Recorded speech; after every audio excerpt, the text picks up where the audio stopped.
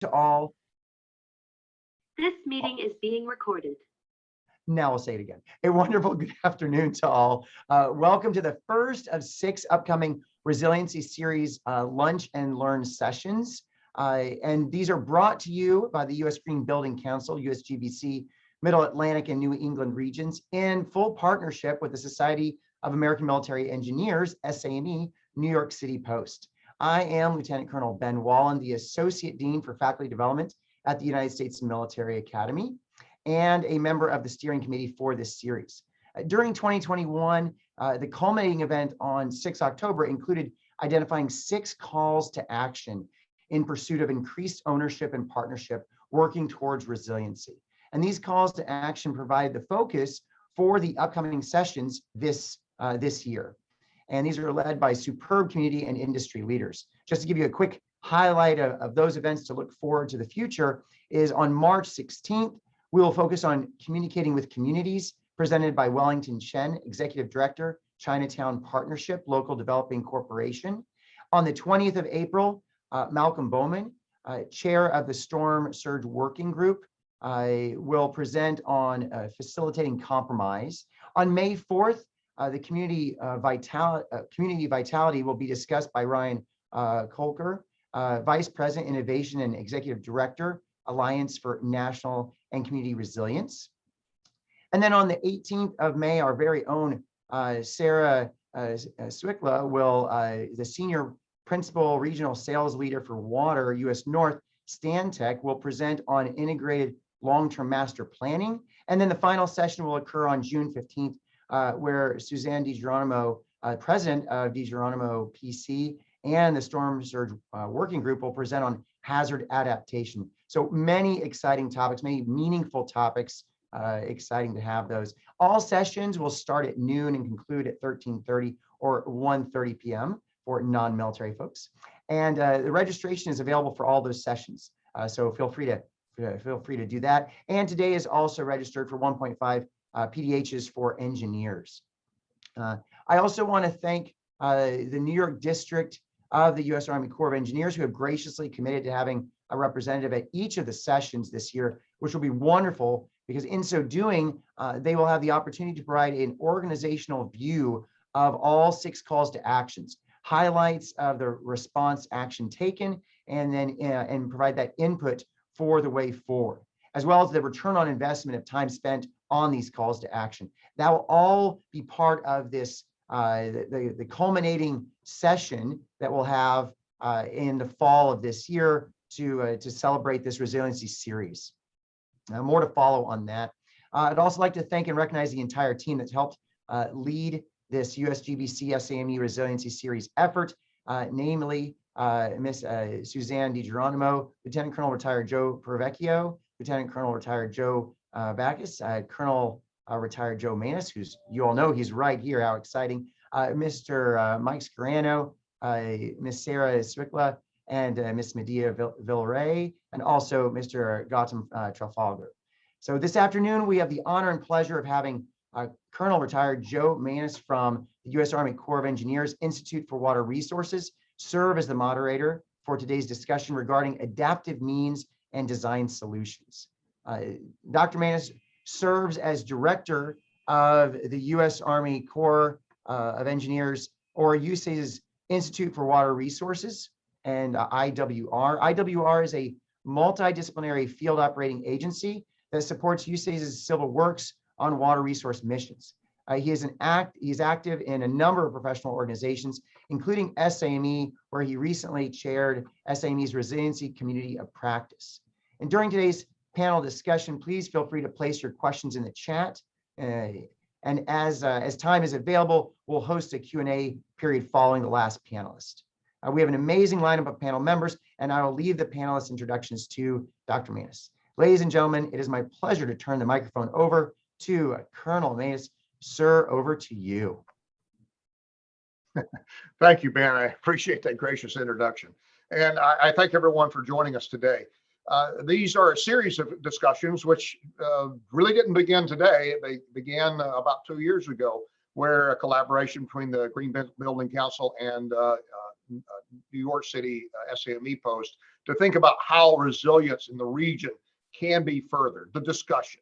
And today we're going to talk about the adaptive methods. And so it's just one part of a larger conversation. And I encourage you to participate in the other sessions. As this is the lead off for this year's discussions, I feel honored to have such a distinguished group of people to participate.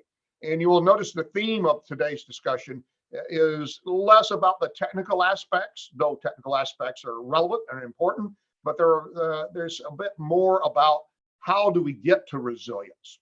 And with that, I'm going to introduce our 5 panelists and then turn it over to the first, who will then provide about a 12-minute overview of their discussion. And then we will follow all the presentations with Q&A. So please put your questions in the chat as you feel they're appropriate, and we will answer them or pose them when we get through the last speaker. So with that, our first speaker is going to be Elizabeth Burkhart. Elizabeth is Executive Vice President of Collins Engineering. She has over 25 years of experience in civil engineering, specializing in waterfront structures and asset management. She holds a BS in civil engineering and structures and a master's in engineering coastal engineering from Old Dominion University, as well as an MBA from Virginia Tech. And she's a licensed professional engineer. Her expertise focuses on life cycle management of public ports, including funding, resilience, maintenance, and rehabilitation. She managed various asset management projects for public and private clients. So that's our first speaker. The next speaker is Adam Reeder. He's a principal with CDM Smith, a civil structural engineer with over 25 years of experience in a wide range of structural engineering projects involving design, scheduling, bid documentation, construction management, disaster assessments, flood, window retrofitting, and so on.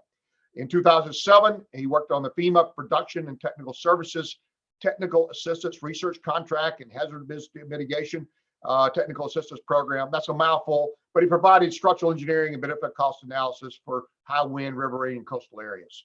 He's worked on over 15 of the FEMA publications. He's participated in 3 mitigation assessment teams deployed for spring 2011 tornadoes, Hurricane Isaac, Hurricane Sandy. Offered several recovery advisories to various areas. Adam has a bachelor's in civil engineering from the Citadel, is a licensed professional engineer in North Carolina and South Carolina, and a certified floodplain manager. Our third speaker is Maggie Hopkins. She's Vice President of Civil Engineering and Environmental Planning at AKRF. She combines engineering and planning expertise for climate resiliency, disaster recovery, and that includes flood resiliency, project design, community asset inventories, risk assessment, environmental reviews. She's currently project manager for the design of the East Side Coastal Resiliency and managing the environmental review for the Northwest Battery Park City Resiliency Project, and led numerous studies post Superstorm Sandy. She's a member of the City of Richmond's Green City Commission and RBA Green 2050 Environmental Working Group. She earned degrees in environmental and water resources engineering from Duke and MIT, and is a licensed professional engineer. Caleb Stratton, our fourth speaker, is the Chief Resilience Officer for the City of Hoboken, New Jersey, and responsible for mitigating impacts of climate change on city systems. He has over 15 years of experience advising urban and suburban communities on adaptation, sustainability, and resilience. On a day-to-day basis, he coordinates the mayor's resilience priorities for energy security, transportation, emergency ops, hazard mitigation, and finance. He's also managed $230 million in Rebuild by Design Hudson River Flood Risk Reduction Project. He holds 2 nationally recognized professional certifications through the American Planning Association and the American Society of Floodplain Managers. He's an undergraduate degree in urban planning from the University of Albany and a master's in science from the Bernard and Ann Spitzer School of Architecture, City College, New York. Our fifth and final speaker is John Miller. He's the Mitigation Liaison for the FEMA Integration Team in New Jersey Region 2, but he's currently detailed to the U.S. Senate Committee on Banking, Housing, and Urban Affairs. Mr. Miller joined FEMA in 2018 as a mitigation liaison. He's embedded with the New Jersey Office of Emergency Management to be a risk adaptation resource for the state. He currently is detailed, as I mentioned, the Senate Banking and Housing and Urban Affairs Committee to assist on the reform and reauthorization of the National Flood Insurance Program. Previously, John worked for private consultant Princeton Hydro LLC for 15 years as an associate and a water resources engineer, practicing design, conducting reviews, and preparing reports and delivering expert testimony. He is a licensed professional engineer and a certified floodplain manager. Those are our 5 panelists. We will go in the order that I went through the bios. And with that, I will turn it over to Liz Burkhart for our first presentation. Thank you, Joe. Good afternoon, everyone. And I want to thank both SAMI and USGBC for the invitation to talk on the panel today. I've got some slides popping up, which I think we'll see pretty quickly. Here we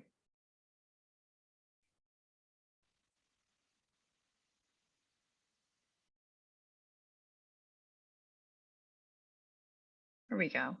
If you go to the next one, let's start by taking a look at this first graphic from NOAA. If you'd advance the slide, please. There we go. Okay. So last year, there were 20 separate weather or climate related events in the the US that individually had over $1 billion of economic effects. Are you all seeing the slides and the notes also too? I think we've got a flip possibly. Yeah, we are. Yeah, I'm trying to flip it.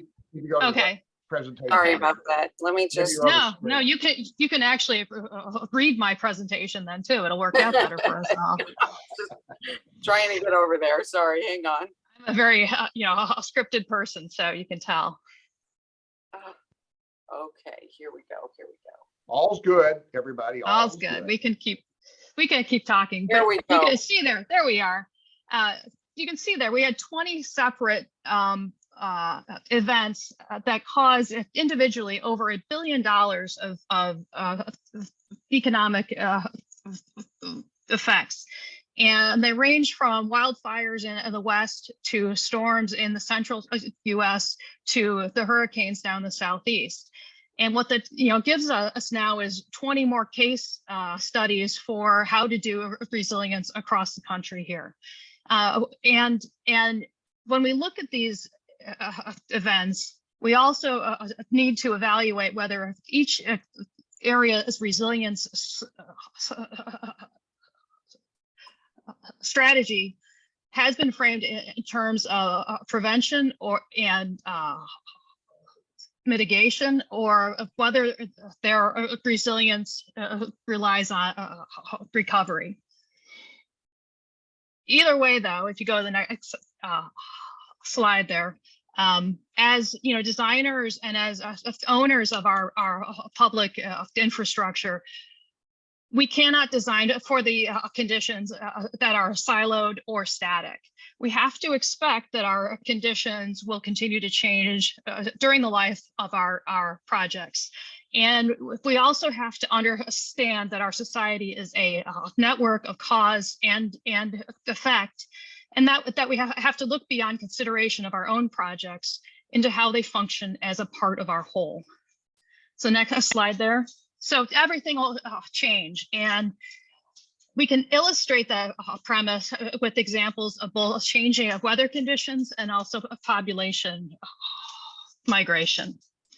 And if we put the NOAA graphic up for a second look, we can see that last year we had both long-term sustained events like droughts and wildfires, and a shorter term and more localized storms and hurricanes. And the East Coast, since this is an East Coast group, was relatively unscathed last year, but we know that's not to be expected going forward. There is a brand new NOAA report in which NOAA has predicted that the sea levels on the East Coast could raise by a foot by 2050. It also identifies a change in 8/10 of a foot on the West Coast and up to 1.5 feet on the Gulf, and that's by 2050. So if we look at drought, for instance, also, which is something that we on the East Coast tend not to worry about, we can see from this graphic of the U.S. drought monitor from a couple of weeks ago that we are in a generation-long mega drought in the West. And what's interesting also is that the drought effects are creeping eastward into areas that have not been particularly drought prone over the last century, such as in Wisconsin and in Iowa. And so the central portion of the US is actually dealing with a more cyclical drought and flood effect. And there is now a growing concern about the quality of the available water in that area, which is a pretty new concern for that particular area. And just like the weather changes, population also changes as well. If we go to the next slide, the Census Bureau graphic here shows a net migration away from the New York, New Jersey area, which we heard about throughout the pandemic. However, what's interesting for me is, where did people go? And they went to South Carolina, which every year is a target for the hurricanes and the floodings. And they went to Texas, which had several billion-dollar events only last year.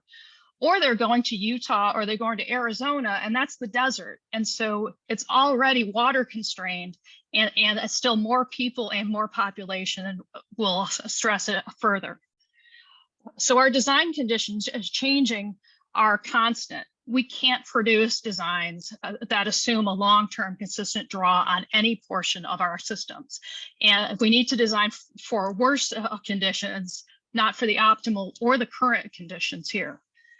We also need to design for the fact that our individual projects are part of a system, and they're part of a transportation system or a water resources network. And in order to have a resilient economy, we have to have resilient households as well. So in terms of a silo or a lack of silo, we have to point out the fact that a single weather event can have many different effects, and they're going to be short term and they're going to be long term.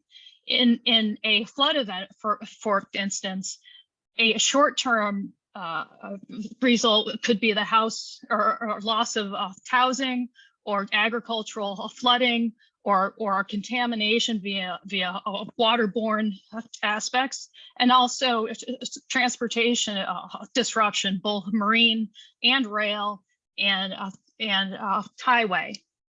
Longer term too, if we have sustained economic losses, or crop failure, or lingering health issues, and possibly changes in where industry works based on the effects of that flood there too. We've also seen that temporary relocation following floods easily turn into permanent moves away. And since the people are who build the economies, the actual loss of the population affects the ability of the area to recover as well. Where we have constrained resources, we have obvious competition. In the Northwest, for instance, water is constrained, and there is very stark competition for the use of water, whether it's for agriculture or hydroelectric or potable water or fish spawning as well. If you go to the next slide, please. So the choices that we make will affect how the system operates. And here in 2022, we cannot talk about the resilience without discussing supply chains. And when a supply chain will break down, it's due to all or some of these three items.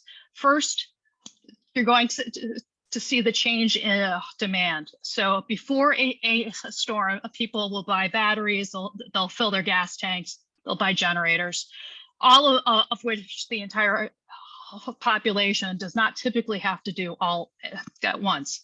And so you get the shortages that accompany there. In the second type of breakdown, you get capacity reduction.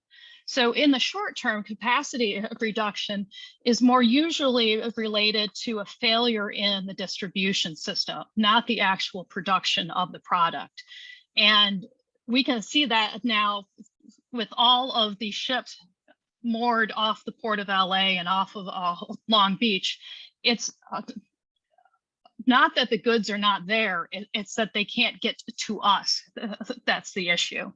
But in the longer term, the capacity reduction is often tied to the unavailability of raw materials that we see a lot, and also the shortage of available workers to produce.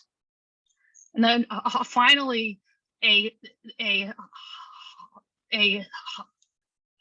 communication disruption is often an issue for supply chain breakdown. Initially, that's typically categorized as the loss of power or phone service or broadband or something like that, but it can also be related to the loss or the unavailability of key personnel following events. And the people are a key component of resilience. It's not only the built environment. And there has been a lot of recent research on household resilience. And I'll highlight a couple things here, but it's certainly not comprehensive. Initially, people began looking at household demographics as an indicator of a household vulnerability. And so the question is, are there, the elderly, and are there children, and is the household female-led, and what level of income do they have? And researchers found some, general correlation, but only if you consider only these elements, particularly in isolation, rather than in a combination, you don't get very far. And so following on about resilience, there have been a couple more studies that have identified owner-occupied household versus renter-occupied households to actually be a decent indicator of vulnerability. In general, what you'll see is that renters tend to live more paycheck to paycheck, and they tend to have a much higher sensitivity for delays in their paycheck or extra costs that are not in their day-to-day budgets. They're also less likely to be insured with renters insurance, for instance. And so if there is a catastrophic event, they don't have the insurance to fall back on.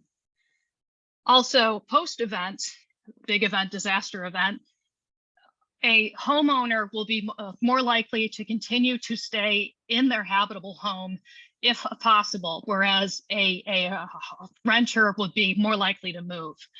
And moving away takes, additional costs, and it also disrupts support systems. And so renters, by moving out after events, tend to become even less resilient. A third indicator that seems to be getting some traction is combination of a household demographic and the distance from the essential facilities, like the police station, the fire station, and the hospitals. Dr. Janie Camp of Vanderbilt has found some correlation between the distance from first responders to the more vulnerable neighborhoods, particularly in rural areas.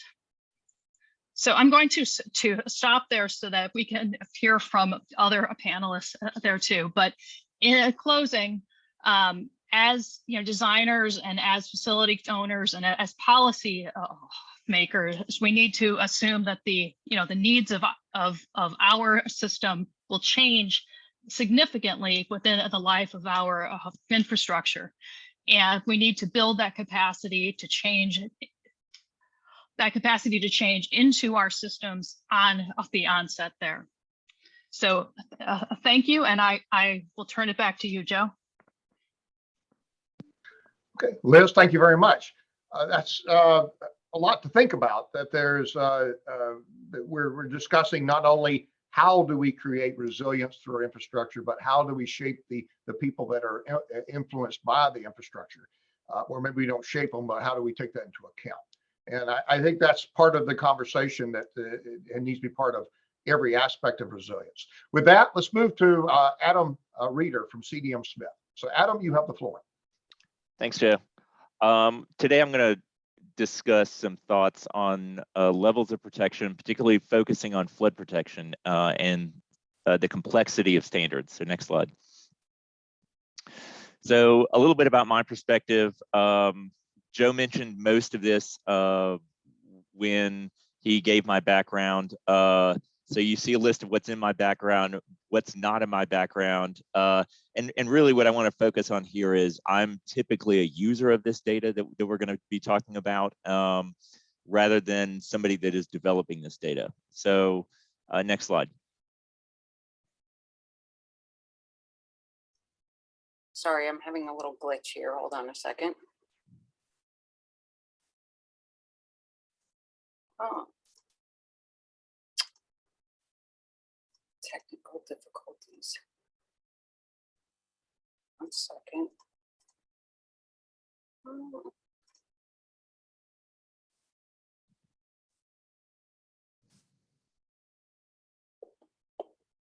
I'm sorry, I don't know why this is happening, of course. Would it be quicker for me to share slides or? Let me see. I don't know where it went.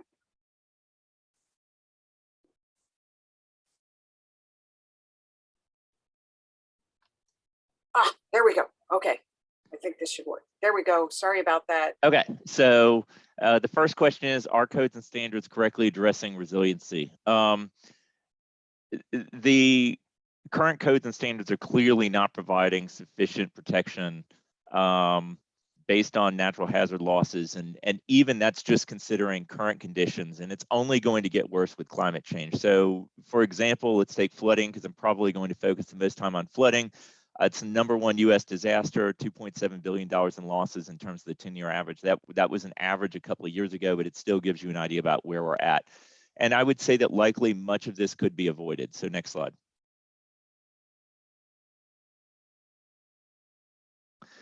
So I'm going to just focus on 2 items to talk about resiliency. The first item is stop using Freeboard alone to account for future conditions. We see a lot of this in people's considerations, and hey, we'll just go up another foot, or we'll go up another 2 feet or something like that. We need to consider moving towards a more consistent measure of risk reduction, and I'll talk about that in a second. And probably the more controversial topic is simplifying design standards to improve reliability. So I'll kind of move through this first one, and then we'll talk about the second one a little bit, and then we'll see what happens with the questions. So next slide. So why is Freeboard alone isn't always the answer? I'm going to show you first a coastal example and then a riverine example of why this is a topic of concern. So in coastal areas and areas of depth limited wave, Freeboard doesn't provide consistent protection. And what I mean by this, and I'll talk about the graphic below, is that the closer you get to the shoreline, the less protection the Freeboard provides. So if you look at this graphic, you'll see a red line, a solid red line. That's the 100-year or 1% annual chance still water elevation. So think about that as basically the storm surge with the waves cut off. The light blue line with the highlighted base flood elevation, or BFE, is sort of this 100-year event with waves added on top of that. So you can see that the closer to the shoreline, the bigger the waves are, and then as they move further landward, those waves kind of break down.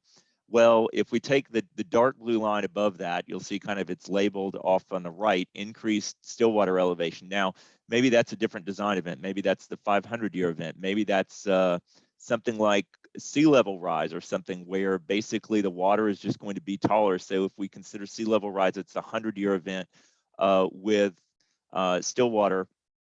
And then we look at sort of the dark blue dashed line above that. Now, what you can see is that there's these delineations above that, the V zone, the coastal A zone, the A zone. So the V zone is where we have 3 foot or greater waves. You can see that that line where you have 3 foot or greater waves moves landward.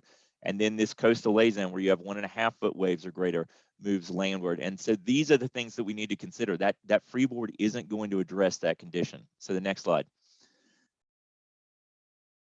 So riverine example here is that if you take two different riverine scenarios, you have one floodplain that may be really flat. The difference between the 100-year and say the 500-year is 6 inches. And then you looked at say 1 foot of freeboard above that 100-year event. And you might be protected to the 1,000-year event, but let's move to a different location, maybe somewhere in West Virginia or something, where you've got these very steep floodplains. That's the bottom example. And so you can see that you've got this 100-year flood elevation, and then you've got 1 foot above that. So that would provide you very little protection, and the 500-year maybe 3 feet above that. So what I'm saying with this is that 1 foot of freeboard is providing inconsistent protection. So, in my example here, you could be providing anywhere from the 1,000-year to 120-year flood protection, depending on which area you are. And I just picked those numbers out of the air, but it gives you an example of kind of what we're talking about. So what we want to do is consider going to a consistent return period. So maybe it's the 300, maybe it's the 500. Using the same level of risk across a community is going to provide more consistent risk protection a lot around that area. And I think that we're getting more to a mapping ability to provide that level of mapping and protection.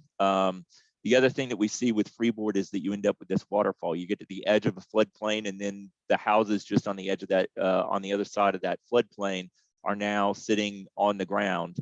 Isn't that magically the floodwaters don't get there? It's just they don't have this freeboard protection. So there's a lot of things that we can look at with looking at maybe moving to the 500-year or something like that. Next slide. So what else do we achieve in doing this? So if you look at this graph, this is basically a graph of the solid black line being an example of the elevation of, say, the 1 year, 10-year, and 100-year flood. The 1% is the 100-year flood, and you'll see that solid black line. Now, that is what is shown as the elevation of the base flood elevation if you look on the right side of that graph. But then you see these dashed lines above and below it, and that accounts for, say, 90 to 95% of the flood events that would be mapped there. So by using just the 100 years shown on the map, you're only accounting for 50% of the 100-year events. It's the median value of the modeled floods. So if we consider moving to, say, the 500-year or something, we're actually accounting for some of that uncertainty. So in doing so, you would address more of the 100-year floods in your flood protection. So basically right now, we're not accounting for that. If we use freeboard in this example, going up a foot isn't going to get you outside of, say, that 90% confidence level. And so it should be a consideration of using, say, that higher return period as a proxy for uncertainty in the models. So next slide. So the more controversial topic, simplifying standards and codes. From a loading standpoint, I think we need to push for simplifying design standards instead of constantly searching for accuracy. We are constantly talking about, hey, we've got these numbers more accurate in there. I think what we do, though, however, is we overcomplicate designs, and then we insert risk into the process. So we have mistakes that can be made, and those mistakes can increase building damages. So consider from the wind standpoint, how few design wind events we have, and yet how much damage we're seeing in the building. I think that's likely a detailing issue, construction practice issue, or some other issue, but I don't think by doing some of this, we're necessarily improving that. And I think simplifying this process would probably make designers a little bit better and add some consistency, because the natural hazards aren't the only thing that they're focusing on. So let's consider for the wind section of AC 705 to 716, that section grew by roughly 2.5 times. Are buildings 2.5 times stronger than they were? Well, that may not necessarily be the case. And if we look at the new flood sections that are being sort of tossed around, those are about 4 times longer. Are we going to get 4 times the strength out of there? Now, we could argue that moving to things like the 500 is going to improve our protection, but that doesn't account for all of the details that are within sort of these design standards. So I think we need to be taking a step back and going, maybe we need to be looking at more resiliency and less looking at sort of accuracy in the numbers. Again, that's kind of the controversial statement. Is it making us more resilient is the question we ought to be asking when we start doing this, and could we simplify the process to improve our post-disaster results? Next slide. So what should we be doing? Think about minimum construction elevations. Now remember, the minimum is what the codes and standards require. That's not the maximum. That's not what you should be doing. That is the minimum requirement. So I'm saying we need to look at incorporating higher return periods into design requirements, incorporate future conditions into these future flood heights, and that may not be just sitting there and extending out the current rate of sea level rise, but really trying to accurately incorporate future conditions. And then on top of that, using Freeboard to account for what we don't understand or don't know in the model. So once you've done number 1 and number 2, then consider incorporating Freeboard. The second point being, consider simplifying design standards. Most designers, for instance, aren't coastal engineers or wind engineers, nor should we expect them to be. And so, if we look at this example, if you start allowing people to do things like considering where we have historically considered breaking waves or broken waves, and now you are moving them into, well, now you can consider waves broken or something like that, we're going to end up with buildings at different heights in the same areas that are in the same risk. And then you've got problems for local officials to kind of work through that. You've got designers with additional complexities that they probably don't need. So we need to be thinking about a more consistent product. And then the simplification kind of works its way through the codes. I think the simplification also improves enforcement.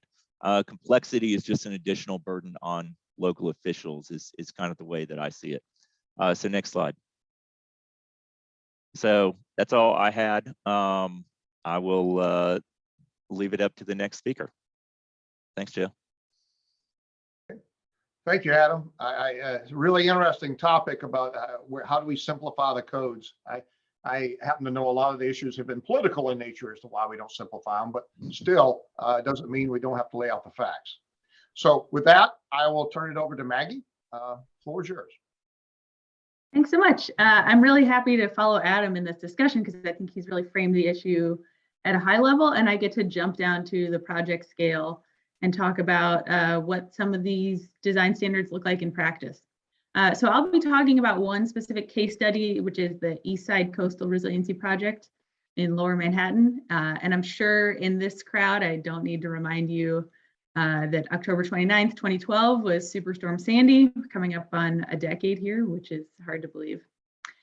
So the East Side Coastal Resiliency Project was the winning Rebuild by Design proposal for Lower Manhattan, really targeting a particularly high-risk area along the East River waterfront.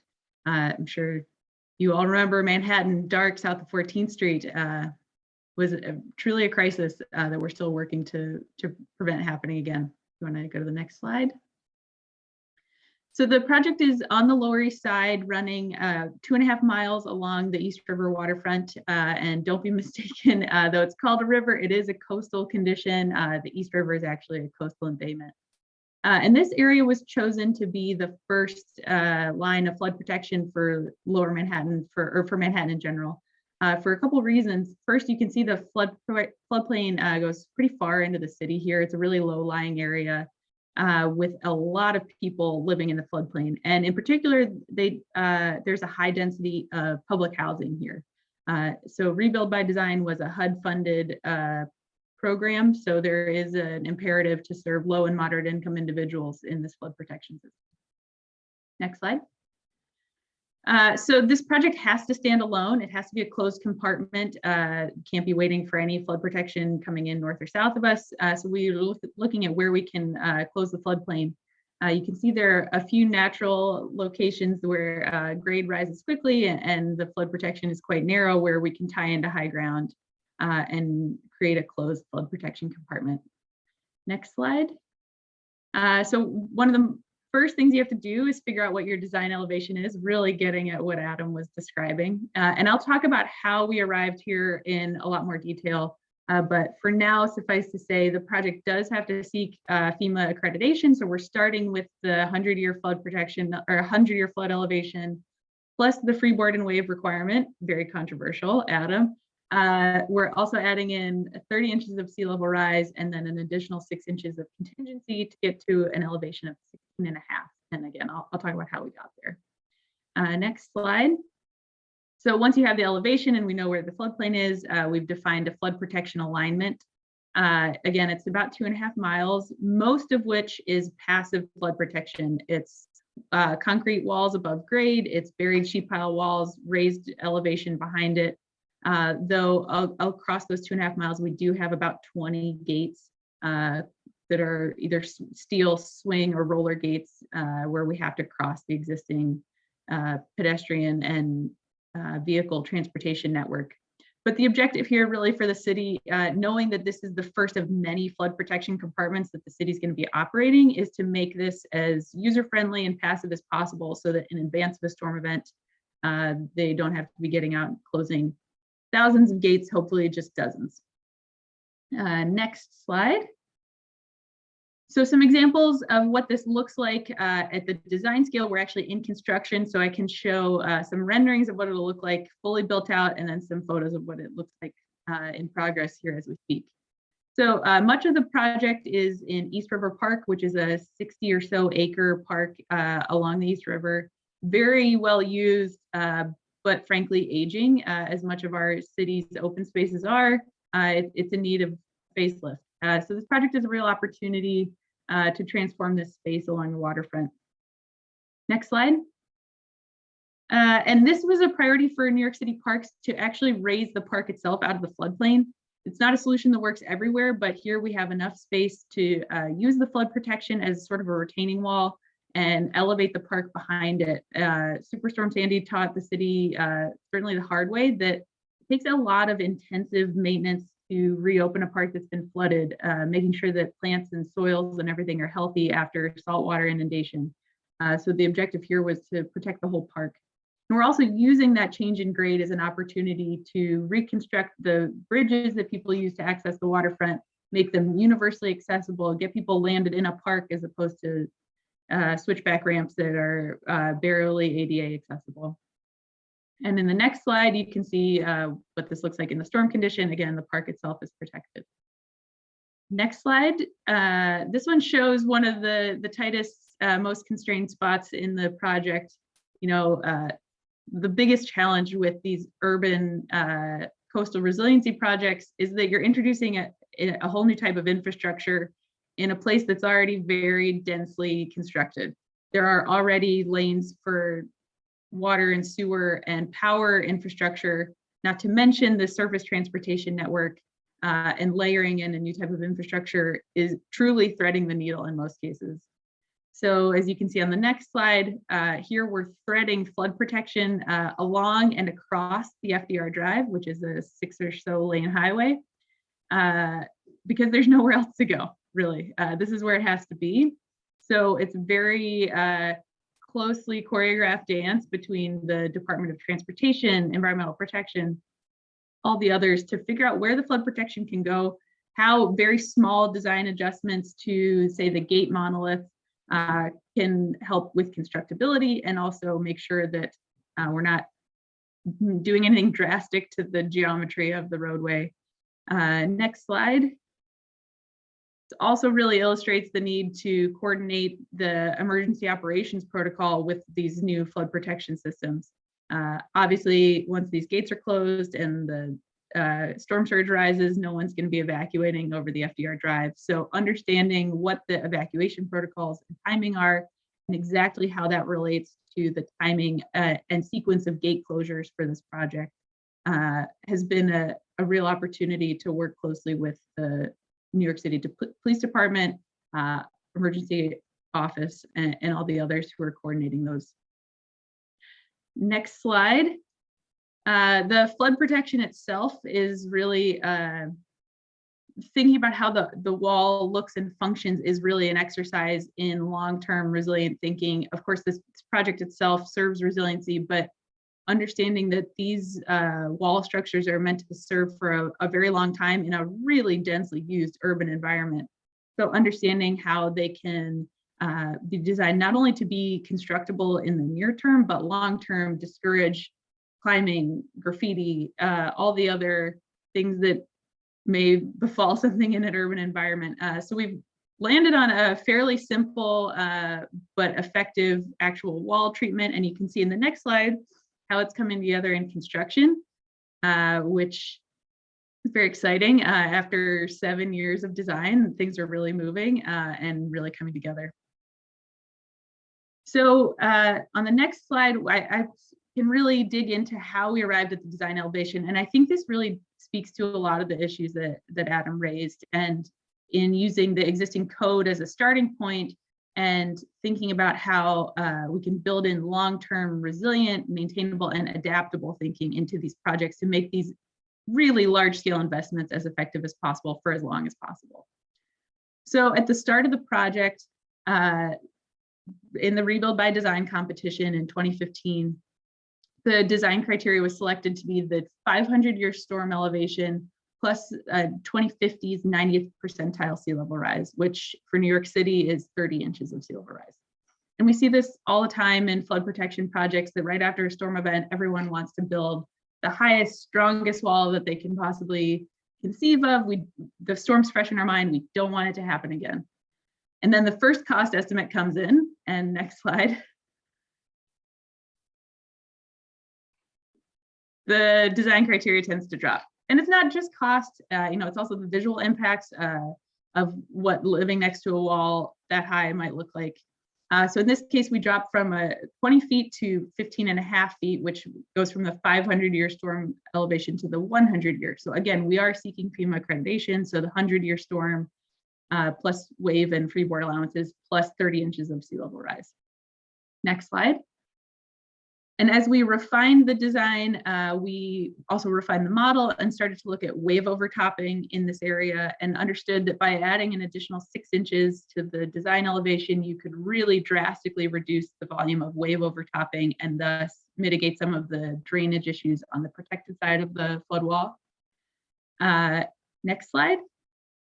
And then as we completed the design, we really wanted to understand how resilient this system is, both in terms of a storm event exceedance and also long-term thinking. So for the first, we want to understand how this system is going to perform in a 500-year storm event. We know that it's not designed to protect against that, but you also don't want to see catastrophic failure. We want the system to be able to function down the road if there is a storm event that exceeds. So through testing different storm events and different design elevations, we found that by adding an additional 6 inches of flood protection height to a final design criteria of 16.5 feet, we could fare far better in a large storm exceedance and not see that type of catastrophic failure. Next slide. So most critically, we are also looking for long-term adaptability of the system. And we're achieving that by overbuilding the foundations of this system so that the flood protection itself can be raised an additional 2 feet in the future to a final design elevation of 18.5 feet, which would correspond to the 100-year storm plus the 2120s sea level rise projections, which really gives confidence to the city and to the community in this area that this system is being designed to account for protection for generations, and that this investment that they're making now is going to serve for a very long time. And with that, I am happy to turn it over to Joe and the rest of my co-panelists. That's a really fascinating case study. I think that you captured the ideas of having resilient design, but then how do you arrive at what's the acceptable design? And I'm sure there must be a lot of collaboration among the stakeholders, not just a decision by the designers endorsed by the mayor. So perhaps we could get into that in the Q&A. With that, I'll turn it over to Caleb. You're next. Thanks, Joe. So our project is very similar to Maggie's project at EKRF. Hoboken's on the west side of the Hudson River, and this is an image of Pier A. But our waterfront was not always a recreation area.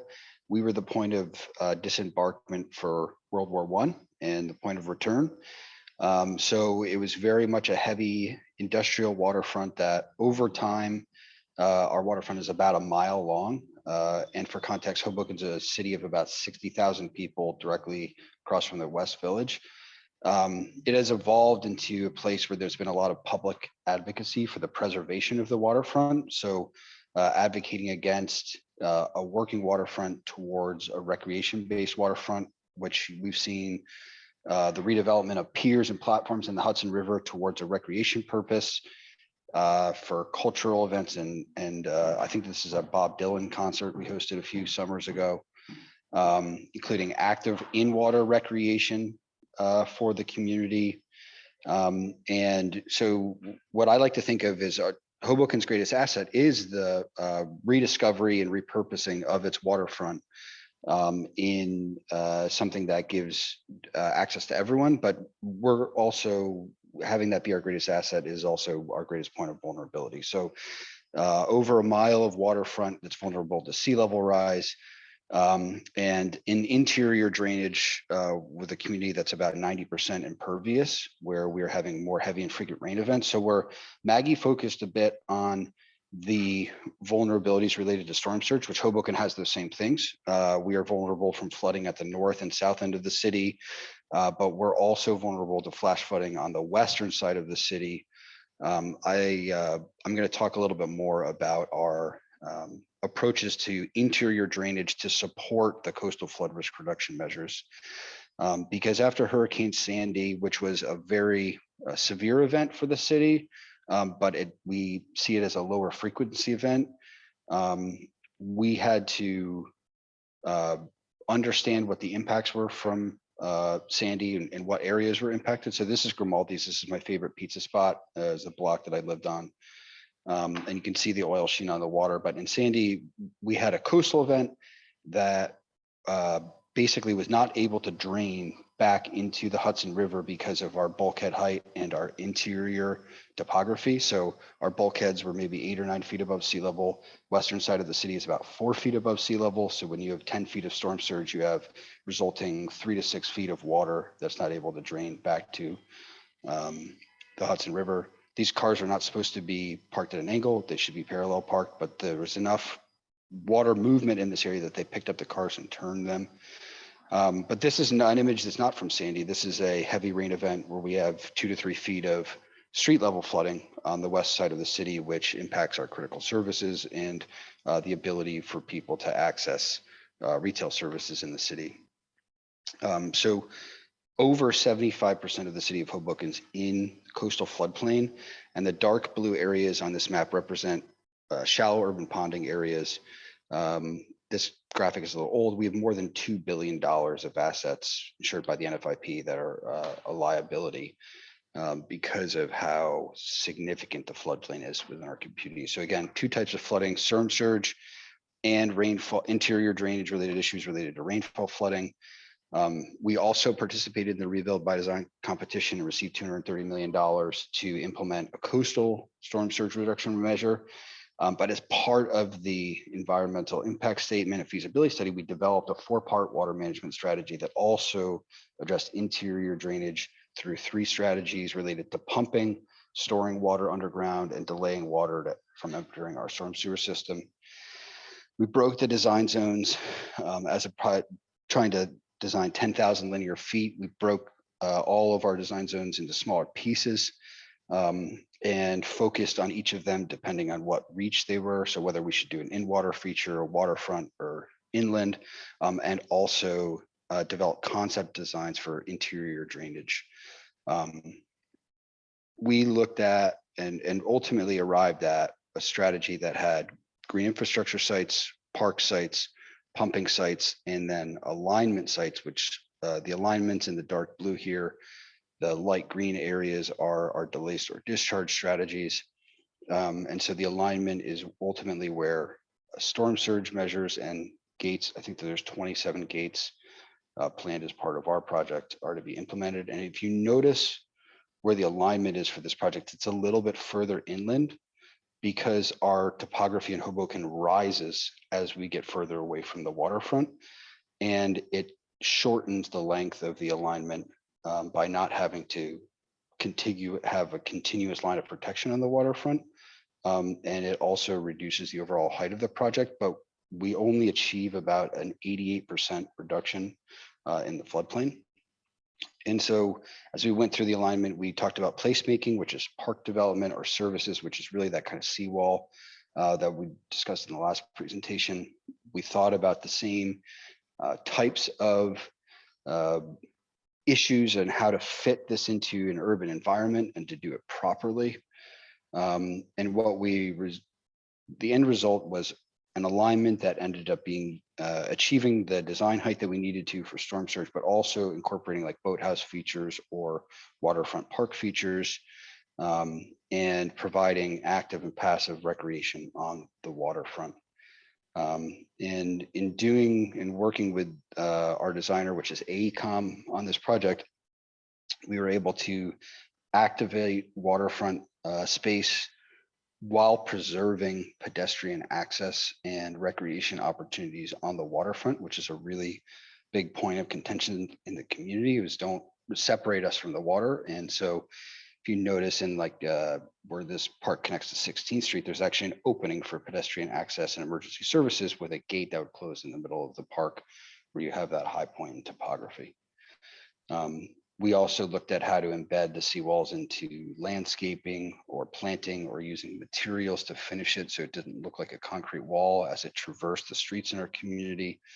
And the project was able to perform to the flood risk functions while also incorporating amenities for blue sky day operation, which is essentially, it is not functioning in a flood risk reduction capacity, but improving the aesthetic of the urban environment. This is just a slide of, as we start that contract, we've seen, we saw pictures of what a flood wall looks like, but we're actually building a storm sewer modification seaward of the levee so that if water comes overland in the community, it's not entering our combined sewer system. And that's really important for the interior drainage piece. These are just pictures of some of the CDS units that are getting installed to separate out and work on MS4 compliance. With the goal of that resist feature being completed, on the left, the images are existing floodplain with flood depths. Now on the right is the areas that would come out of that 100-year floodplain once this project is complete. So now I'm going to shift gears a little bit to talk about the delay start discharge. So the federal investment is $230 million for the coastal storm surge, and the city's invested more than $150 million on the interior drainage. We did that by developing a green infrastructure strategy and getting multiple benefits out of the dollars that we were putting in the ground. Did a demonstration project at City Hall, which transformed an acre, did downspout disconnects into cisterns, planted rain gardens, gave people the ability to do food plot planning in the back of City Hall to bring awareness to the issues that we were trying to address. We took this strategy and this process, which has bottom right is permeable concrete in like a seating area, translated that into an acre park development. This is a $12 million project that ultimately was able to store 200,000 gallons of water below ground with stormwater and green infrastructure plantings on the surface. And these are a couple images of when the project was just built and planted. And then as the project has matured, it has really, the plantings have been really successful at this. Took this project, parlayed that into a redevelopment agreement for a 4-acre park. It was a $30 million agreement that gave more density to the redeveloper. This has, I think, ultimately ended up with 400,000 gallons of retention over 2 different park areas. So this is the lawn outside of the recreation area. This has 200,000 gallons of subsurface retention. That's part of our store and delay strategies. And then the northern side of the park has another 200,000 gallons of subsurface retention, again, part of the delay. And building on those project successes, and these are just how the spaces are activated with tree plantings and playground equipment. The city purchased 6 acres in the north end, interior drainage areas, and invested $30 million to purchase the property and $50 million to design a modern park space. We are now calling this our Parks as Defense strategy, where you have surface amenities, soccer fields or a pavilion where you can do ice skating, and you have subsurface structures that support surface green infrastructure. So there's 1 million gallons of storage in this park. And to put that in some kind of context, there's going to be a 40-acre area of a separated storm sewer that drains to here, which represents like a quarter of our most vulnerable urban flooding ponding areas. This project is actually coupled with a pumping station. So this is the 1 million gallon tank under construction.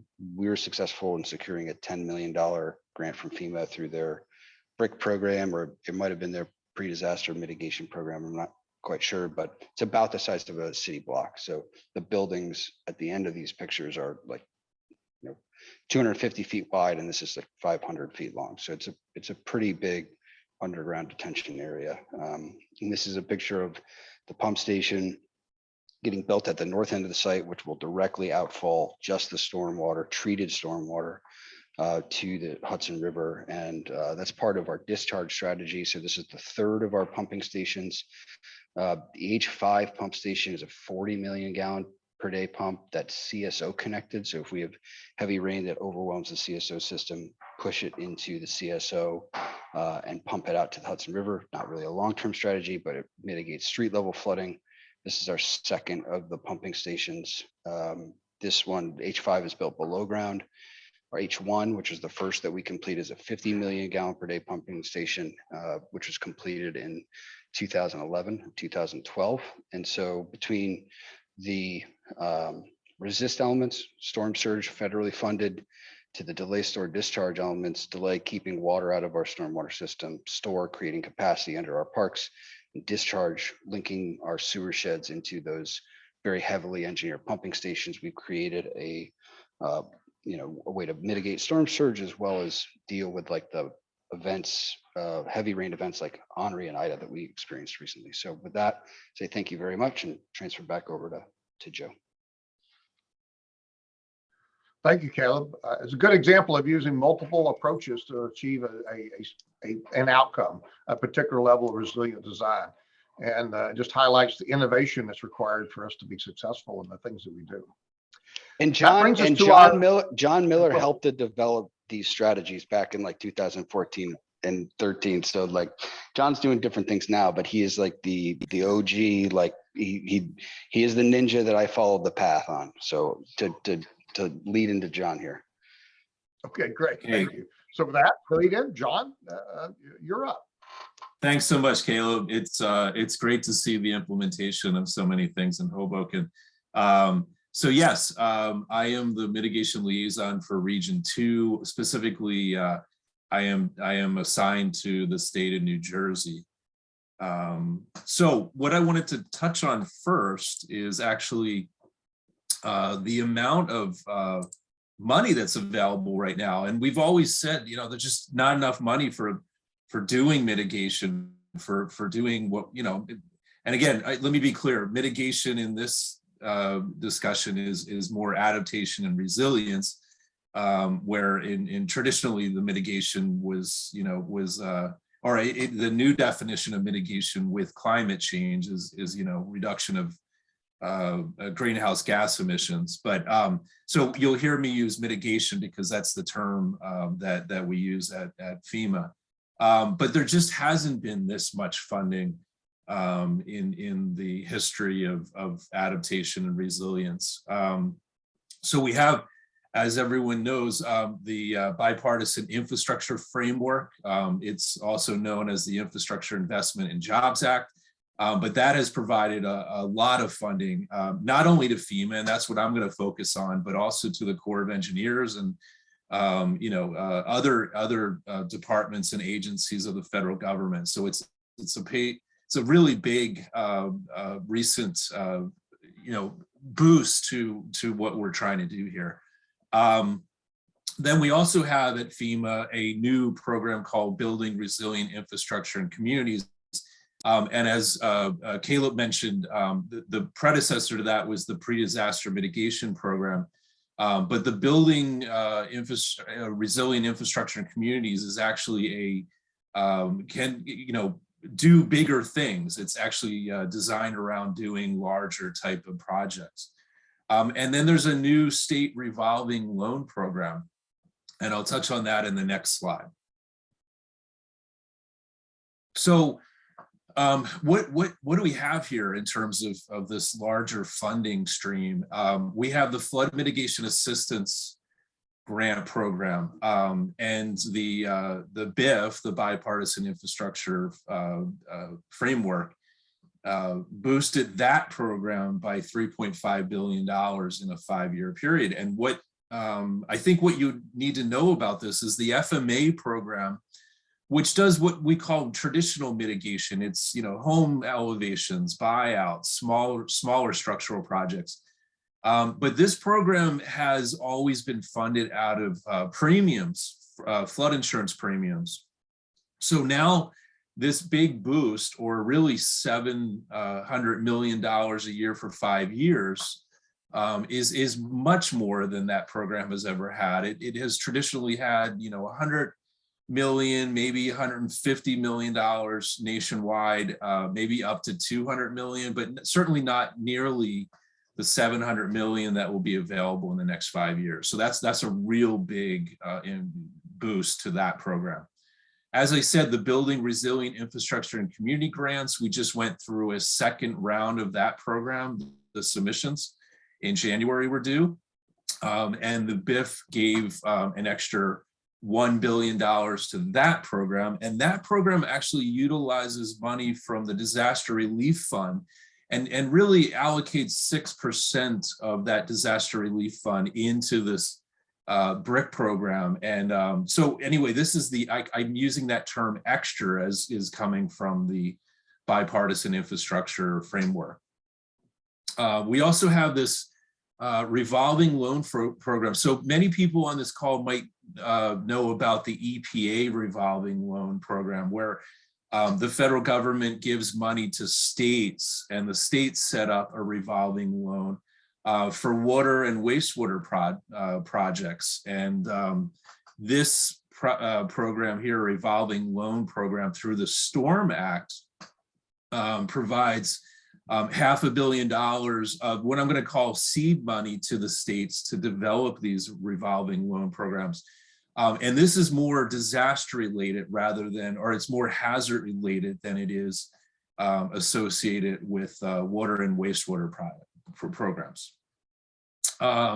So we also have, again, unprecedented. We have a COVID hazard mitigation grant program, and that's 4% of what came into states for COVID under individual assistance and public assistance. So I rounded this number a little bit, but we have $3.5 billion total coming into the states based again on the money that came in for COVID relief and operations. So that's and again, that's more money than we've had, and that's just from COVID response and recovery. We also have the Hazard Mitigation Grant Program for declared disasters. So the easiest way to think about this is again, the individual assistance and public assistance take about 15%. When I say about, you look at that caveat that or the further detail. The first $2 billion is that 15%, and then it gets stepped down at lower amounts if you have a much bigger disaster. If you have an enhanced state hazard mitigation plan, that number goes from 15% to 20%. But once again, this is dependent on the disasters your state and communities have experienced. But that's another stream of money that's that you can tap into. And then again, the BIF gave money to dam safety and $733 million. So I think, and I'm not totaling this number, but the bottom line is there's just so much more available now than there has been historically. Next slide, please. So when there's a federal investment, so any money that comes from the federal government and goes into projects will trigger this federal flood risk management standard. So this is first instituted in Obama Executive Order 13690, and we'll talk about what this is. But it was also it was rescinded by President Trump in 2017, and then it's been reinstated by President Biden's Executive Order 14030, and under his executive order on climate-related financial risk. So we'll talk about this standard. So this is, again, this is something that will come along with these programs when there is a federal investment. And this will, and again, to Adam's point, right now the Freeboard is an option and something that's been put in a temporary guidance by FEMA, but this will consider future conditions. Next slide, please. So the Federal Flood Risk Management Standard gives options to agencies and departments to use one or more of these ways of determining what the what is the standard for the elevation. So we have this, and I think this matches much of what Adam was talking about, was utilizing best available actionable data. And this is called the climate-informed science approach is number one here, where we're using some kind of tools to look at the future conditions.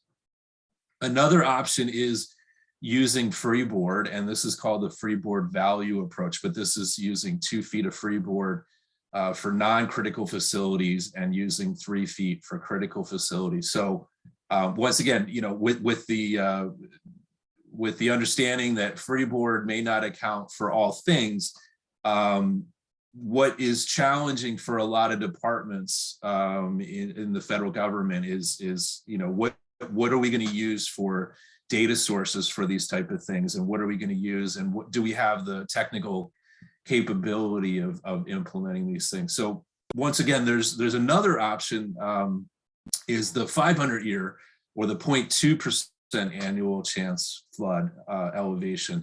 And that is what we found out back when I worked at O&B in 2016, is that much of the country, we're pretty lucky here on the East Coast, but there's a lot of the country that does not have the 500-year flood delineated. So that presents some challenge in implementing this. Next slide, please.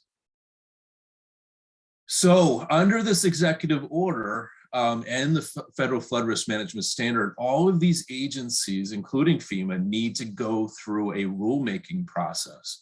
So that to implement these standards, the Corps is a little bit differently, but the other agencies and departments need to go through rulemaking where there's public comment period. There's there's adjustments possibly to the rule. Next slide, please. In 2016, there were agencies and departments that had made some progress in adopting adopting new rules. This was a caption of FEMA's rule proposal, and comments were due back in October 21st of 2016. And of course, the administrations changed in 2017, and basically pencils were down starting the new administration, and then again the rescission of the executive order. So progress was made in implementing this, but then it was halted. Next slide, please. So with this new executive order, with implementing now this Federal Flood Risk Management Standard, this is a readout. This is a White House readout from the first meeting of the group, which is an interagency working group. working on this again, this implementation of this executive order. This is the only thing that we know right now. We're trying to find out exactly what more has been done. And then next slide.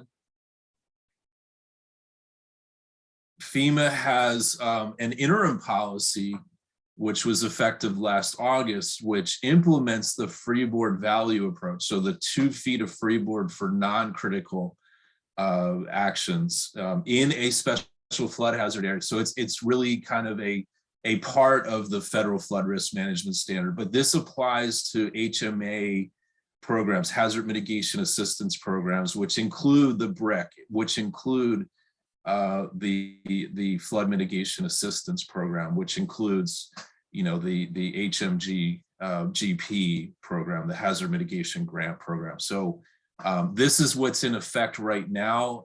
It is not in a rule, it's guidance. If you want to know more about this, certainly look this up, or, you know, you can certainly contact me and I can get you this. Next slide, please. So executive orders, as we can see in this situation, executive orders can be terminated, can be rescinded by a following administration. There is some movement in Congress to bring this federal flood risk management standard into law, and this is an example of a bill that's in this Congress, the 117th Congress, to get that into law instead of a weaker executive order. Next slide, please. So I gave you a little taste of this, but once again, just to reiterate that there's just a lot of money out there. Again, there's a tag to that when there is a federal investment. FEMA has that interim rule, and as time goes on, you'll start to see other departments and agencies starting to implement the federal flood risk management standard. So thank you, Joe. All right. Well, thank you, John. I appreciate that. Interesting discussion about FMMRMS versus analytical design, whether that's risk-based or whatever. Cities such as New York, Maggie's example, New York does not lack for skill, capabilities, and analytical knowledge, but there are some small communities around the country which struggle with that, and those become how we balance the approach. Is the same approach good for everyone? I mean, Adam's point is that there are better, more robust approaches than FFMRMS, depending on the application, and I don't doubt that. But the question becomes, how do we implement? And so it's a very good discussion, and I think it closes out the presentations well today. Thank you. We have about 10 minutes, and we had a number of questions that were posed to the panelists before they put together their presentations. And I want to commend all of them first on staying within the time limits, but then also for addressing the questions and pushing the conversation in a direction where I think we can all coalesce. I'm going to go back to 2 of them, and I'm just going to ask for some additional feedback now that you've heard everyone else's comments. And the first one I'm going to ask about is, with whose point of view do you find the greatest challenge implementing the various case study or approach that you described today? And so with that, we'll just go in the order we started with, give everybody a chance to get a breather. So Liz, you want to go first, and then we'll go to Adam. Well, I didn't particularly take issue, and I actually support Adam's point of view with finding a simpler way to design consistently too. As a coastal engineer, I've realized that my building brethren are not skilled in the same kind of thing, nor am I a buildings person. So I actually support Adam's approach. I'm sorry for not answering your question, but I'm not picking fights today. Okay, no, it's quite all right. So Adam, you wanna comment? Who's the biggest challenge? You're on mute. I think honestly, as John pointed out, there's a lot of money that is available. It's getting the money on the ground. It's having good, solid projects that make good sense and have addressed all of these sort of design concerns. But I think, challenge-wise, the biggest challenge is a lot of localities don't have the money to address these in a timely fashion as quickly as this is kind of building up.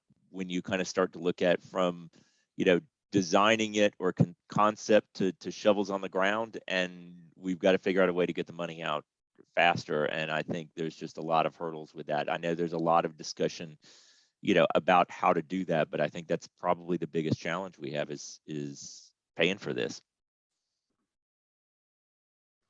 Did I dodge the question sufficiently? That's a good response. I'm with the Corps of Engineers, and there's a lot of money in trying to put together the projects meeting all the requirements, not just the resilient design, but all the other factors. Is quite a challenge, but it's a good challenge. But nonetheless, it's never as straightforward as some people wished it was. Okay, thank you. So let's go to Maggie. Who's the biggest whose point of view are you most often at odds with? I don't want to point fingers to anyone specifically, but I think one of the biggest challenges that we encountered certainly on this project, and I know it's not isolated, I'd be interested to hear Caleb's perspective too, is figuring out the long-term operation and maintenance responsibility for new projects like this. I was going to answer on Maggie. I was going to answer on Maggie's behalf and say the city, but I don't think that that's fair to characterize. I know that I'll let you finish, Maggie. It's a labyrinth over there, and they don't have one division of city government that's owning the project from inception to completion and maintenance, which is, I think, challenging when you're dealing with such a large amount of money over a large area. But go ahead, Maggie. Yeah, no, I think you've hit the nail on the head. And, it's just the nature of building a new type of infrastructure that there's not a natural home for it within the city. And I think communities across the country are dealing with this now.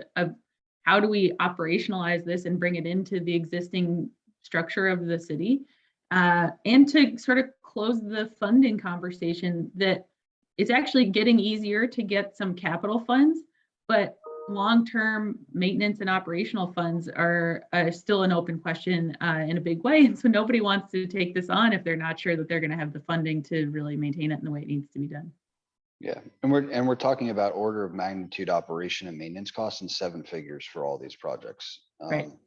So I ran into an interesting thing that I'm sure that Maggie did. So I would say our own constituents were part of the thing that was difficult with our projects. We had people that say, we don't want anything built in front of us.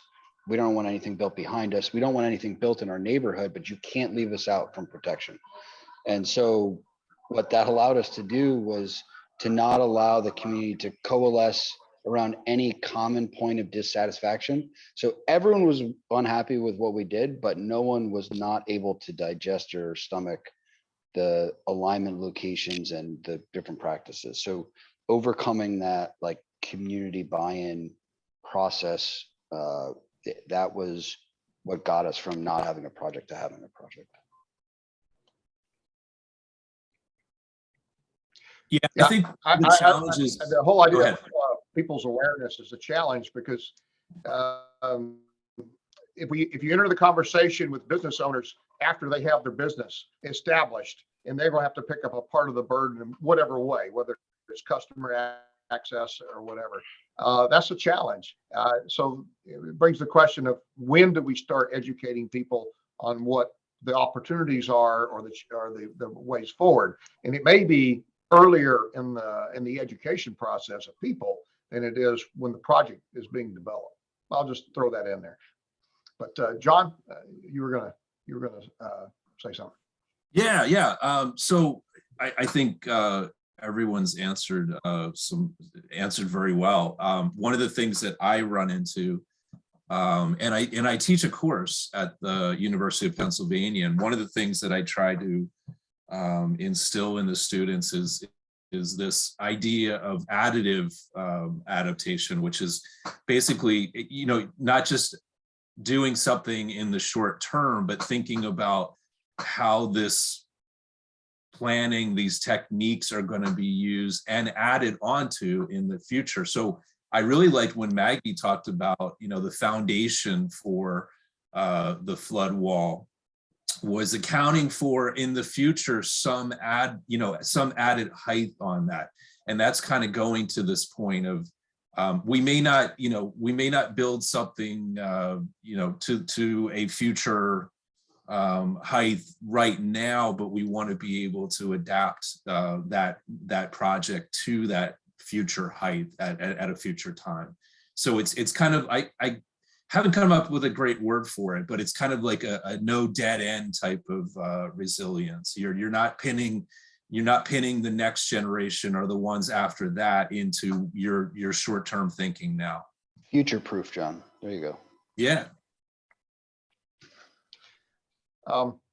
We have about 2 minutes left. I've been checking the chat box. Thank you, John. I didn't mean to not comment back. I thought that was very insightful.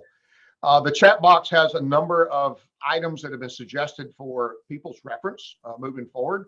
And I would encourage you both comments as well as the other items that you may want to investigate. In the last minute, one thing that I would like to offer is that when we think about resilience, I think it's important that we also consider not only how we design for a particular storm event, but recognize that we can't always design economically to protect us, either because people don't want to have their view blocked. I mean, that's a possibility, or they just don't have the money to put up the level of protection that they're interested in. So one of the things that I think is important is that we consider not only design, but we also think about response, and that whatever we're doing, that there has to, part of the resilient design has got to be, what if you exceed the 500-year flood, or you can only build to the 100-year flood, and you have a contingency and you're prepared for that. And oftentimes, getting back to Maggie and Caleb's point, within certain even small governments, the offices that do the response and the offices that do the design and the O&M are not always the same, but it's important that they work together. I believe we are out of time. I didn't mean to take your last minute. Does any one of the panelists have a closing comment they would like to offer before we sign off? Okay, hearing none. I see a lot of frozen pictures. That could be on my end of the network. I want to thank everybody for your participation today.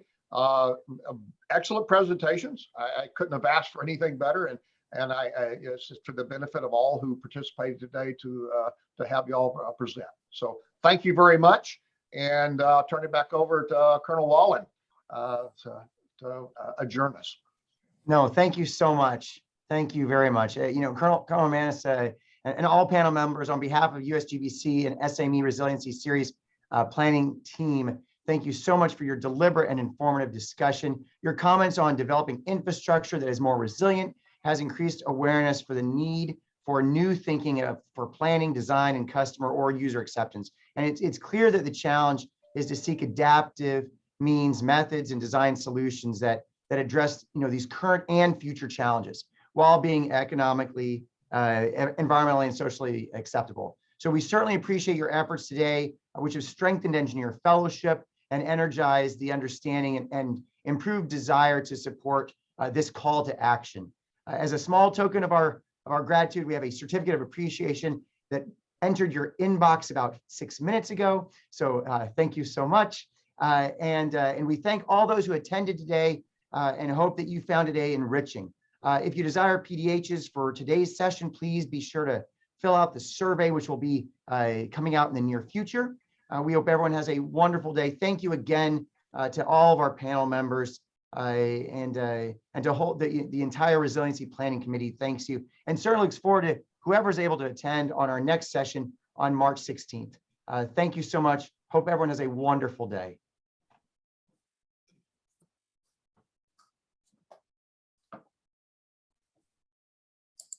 Thank you, everyone.